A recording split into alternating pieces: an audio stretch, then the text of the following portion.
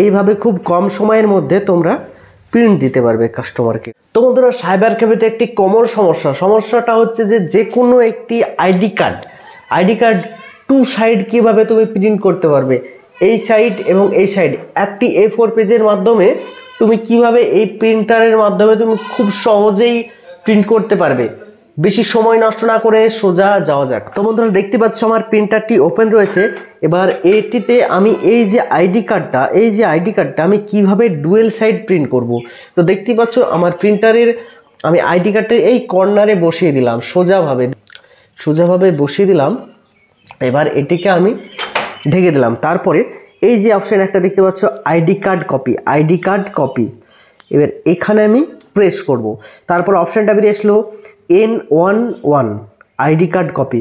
তো এখানে প্রেস করতে হবে, ওকে প্রেস করতে হবে। এরপরে তারপর অপশান আসবে দেখতে পাচ্ছ অফ 411 তো আমাকে কি করতে হবে, এই যে 411 এখানে আসতে হবে, এখানে এসে ক্লিক করতে হবে, ওকে এটা ক্লিক করতে হবে। এরপরে A4 পেজ, অবশ্যই আমি A4 পেজে বের করব, সেই জন্য A4 পেজ সিলেক্ট করতে হবে। ওকে প্রেস করার পরে এবার কি করতে হবে, একটু উপরের দিকে উঠে যেতে হবে। এই যে দেখতে পাচ্ছ কপি রেশিওটাকে 50% আছে, এখানে 100% করতে হবে। তো এটি 100% করার জন্য কি করতে হবে, এখানে যেহেতু আমার অপশানটা আছে ওকে প্রেস করতে হবে। তারপর দেখতে পাচ্ছ এখানে 100% 1:1, তো আমাকে দ্বিতীয় অপশানটে আসতে হবে। তো এখানে ক্লিক করলাম, এটা আমার 100% হয়ে গেল কপি রেশিও। এরপরে আমি উপরে ক্লিক করব, ডেনসিটি তোমাদের প্রিন্টারে যখন যেরকম মানে কালিটা কমানো বাড়ানো বোঝায়।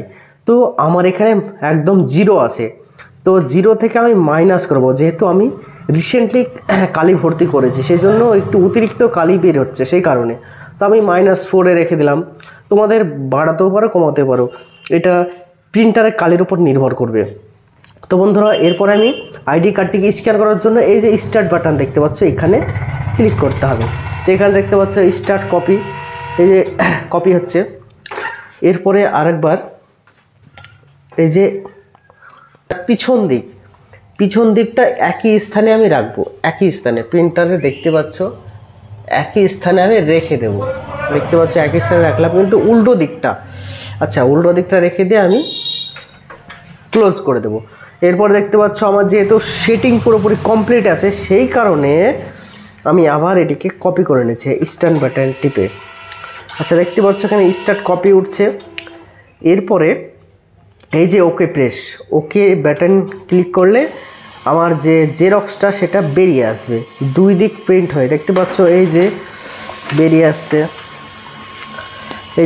তো এইভাবে খুব কম সময়ের মধ্যে তোমরা প্রিন্ট দিতে পারবে কাস্টমারকে। যে কোনো সাইবার ক্যাফে বলো বা ফটোগ্রাফি যে কোনো সম্বন্ধে জানতে হলে শিখতে হলে আমার এই চ্যানেলটি সাবস্ক্রাইব করতে কিন্তু ভুলবে না বন্ধুরা। তো চলো পরবর্তী ভিডিওতে আবার দেখা হচ্ছে, কথা হচ্ছে। আজকের মতো বাই।